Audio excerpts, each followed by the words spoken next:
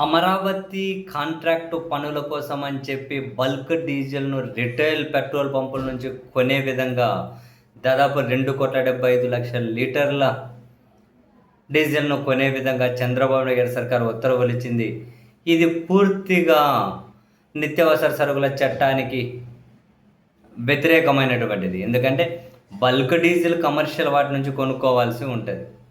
కానీ అక్కడ రేట్ ఎక్కువ ఉంది అని రిటైల్ అయితే రేట్ తక్కువ అని చెప్పి ఏకంగా అమరావతి అవసరాల కోసం రిటైల్ బంకుల నుంచి వాళ్ళు కొనేసుకొని పోతే మరి మనం చూసాం ఎంత కొరత వచ్చిందో పెట్రోల్ డీజిల్ ఎలా రోడ్ల పాలైపోయారో జనాలు ఆ 4-5 రోజులు మనం చూసాం.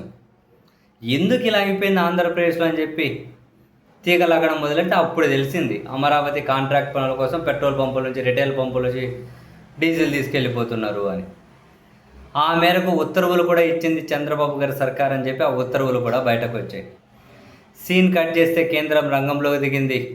ఇది పూర్తిగా చట్ట వ్యతిరేకం, మీరు ఉత్తర్వులు వెనక్కి తీసుకోండి, అది పార్లమెంట్ చేసినటువంటి చట్టాలకు కూడా వ్యతిరేకం అని చెప్పి పెట్రోలియం నియమాలు నిత్యావసర వస్తువుల చట్టానికి విరుద్ధమని కేంద్ర పెట్రోలియం శాఖ ఆంధ్రప్రదేశ్కి లేఖ రాసింది.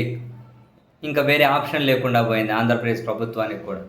అందుకని ఏం చేశారు, తాజాగా వాళ్ళు జారీ చేసిన ఉత్తర్వులు ఏవైతే ఉంటాయో రిటైల్ పంపుల నుండి అమరావతి పనుల కోసం పెట్రోల్ డీజిల్ తీసుకోవాలి అని, ఆ ఉత్తర్వులు మేము ఇవ్వడం తప్పే, ఆ ఉత్తర్వులు ఇవ్వకుండా ఉండాల్సింది, ఆ ఉత్తర్వులు మేము ఇప్పుడు వెనక్కి తీసుకుంటున్నాము అని కేంద్రం అబ్జెక్ట్ చేసుకుంటూ లేఖ రాయడం, తప్పని చెప్పి వీళ్ళు అంగీకరించి ఆ ఉత్తర్వులను వెనక్కి తీసుకోవడం కూడా జరిగిపోయింది.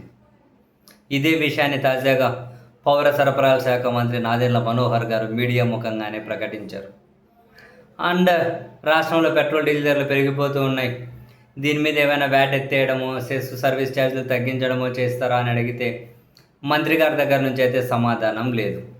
వెరసి మొత్తం మీద అమరావతి కాంట్రాక్టర్లకు ఇప్పటికీ బ్రహ్మాండమైన ప్రయోజనాలు కల్పిస్తూ ఉన్నారు. చివరికి పెట్రోల్ డీజిల్ ధరలు కూడా రిటైల్ పంపుల నుంచి కొనేసి వాళ్ళకు మేలు చేద్దామనుకున్నారు.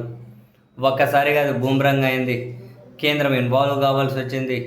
సో వీళ్ళు జారీ చేసినటువంటి ఉత్తర్వులు వీళ్ళే వెనక్కి తీసుకోవాల్సిన పరిస్థితి కూడా వచ్చింది.